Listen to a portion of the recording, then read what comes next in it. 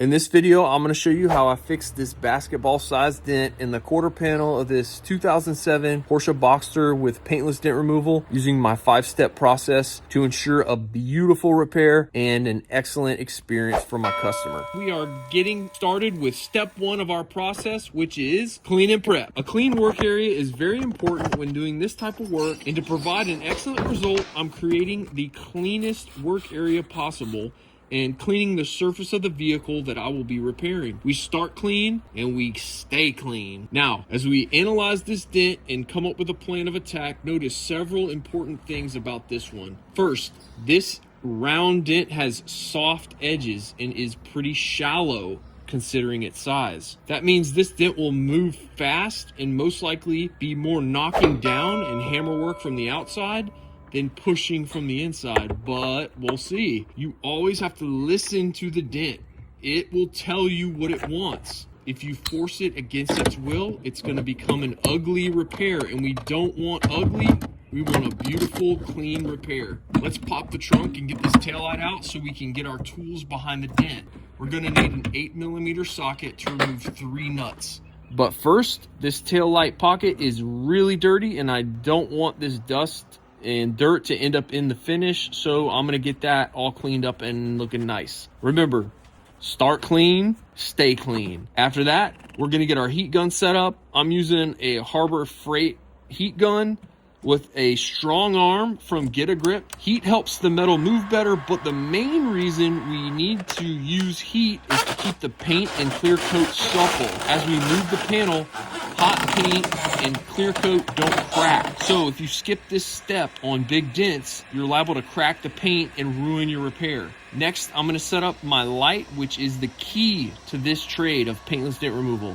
Reading the light is everything. Now that the light is on the dent, let's notice a few things. There are 2 impact points down near the bottom of this dent, which are the deepest points of the damage, and these will be the key to unlocking this dent. Temperature-wise, I want the heat to be around 175 before I start pushing from behind, but after I got a fat, soft tip on the backside of the dent, I did not like how it was responding, so I called an audible and decided to start this dent with cold glue. This is an AR9 slide hammer designed right here in Northeast Florida and built in the USA in Bolivar, Missouri. Get one from PDRtool.com. For cold glue, we clean the panel with 91% isopropyl alcohol and then firmly press the tab into the panel and then bump the damage outward. After about 10 pulls, this dent was reduced by about 80%. But after I cleaned it again with that 91% alcohol, you can see it is a big lumpy mess with a ton of smile or these outward waves. But I'm liking what I'm seeing, and we're gonna start our blending and knocking down with one of my softest hammers right here. When you start striking the higher areas, you're not trying to move everything with one strike. You want to change the metal gradually. This is going to allow you to keep the repair clean, and you won't have a million divots to go back and fix in the end. Because if you do hit the panel too hard, you'll create more dents instead of fixing anything. It takes finesse, and it takes a constant eye on how the metal is changing. Remember, we're allowing the dent to tell us what to do. If you have to force it, you're probably not doing it right. After this round of blending, I'm going to start pushing for the first time with this King Slayer with an R6R Dentcraft tip wrapped in Testa tape. I'm still in the reshaping phase, and I want to move as much metal as possible right now. My tool is getting too close to rubbing the bumper, so I put a few layers of tape here just in case I touch it with my tool so it doesn't mess up the paint.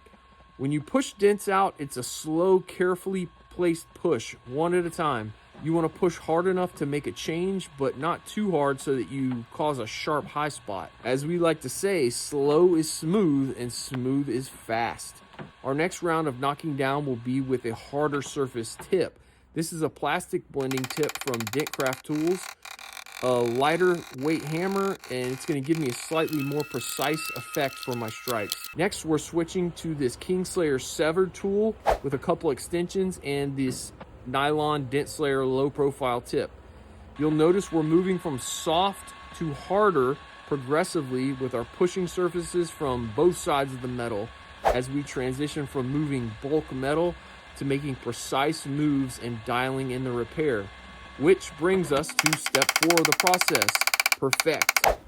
I'm using a metal Dent Slayer XXL tool with a soft metal blade to dial in the small imperfections, and boom, just like it does almost every day here in Florida, we got a nice 15-minute downpour and it cooled everything off for a minute, which was nice. Now that the dent is complete, let me show you how I apply touch-up paint.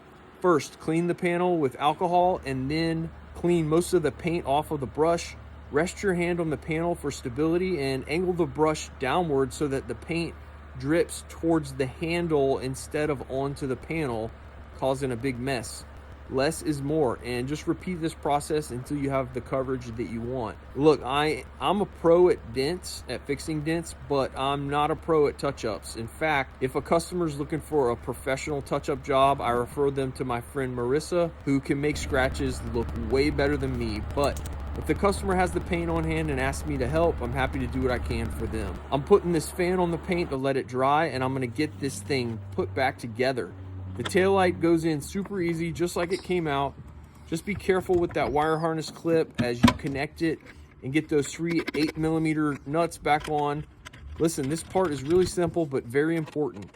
Making sure that this car is put back together and everything's in proper working order is absolutely essential. But hey, has anyone seen my 10mm socket? No one? This brings us to our final step, clean and protect. We're cleaning and protecting the vehicle, replacing the protective coatings that we may have degraded or removed in the process, and then hand buffing the panel out with a brand new microfiber towel. I'm gonna pack up my yoga mat and make sure I leave this garage cleaner than I found it. Whew! Thanks for helping me out today, guys. I hope you learned something. If you want to support what we're doing, please check out our hats, shirts, and hoodies at PDRtool.com and search for Dent Slayer. Or go to Dentslayer.com, check out our tools, training, and podcasts. Oh yeah, what do you think of the results?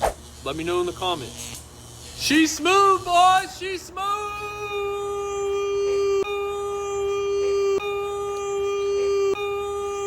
Okay, on to the next one.